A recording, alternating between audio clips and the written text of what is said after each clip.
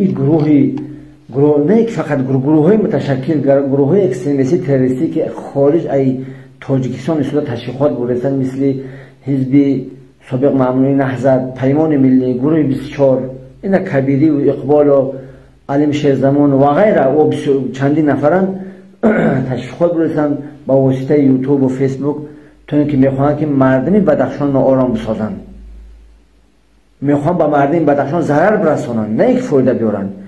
بلوچ مردم بدخشان در فکر نکرده است، چی نمیفهمه.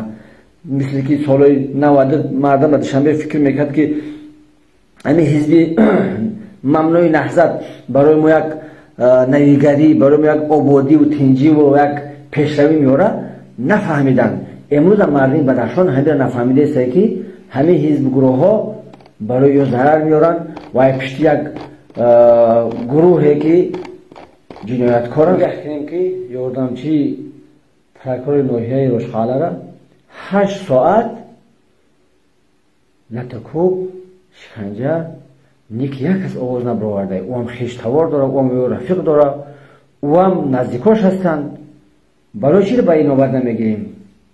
برای چی را به این نوبت نمیگیریم که یک گروهی جنایتکار خسته یک کارمند حکومتی خیلی لطکوب کرده؟ چی را به این نوبت نمیگیریم؟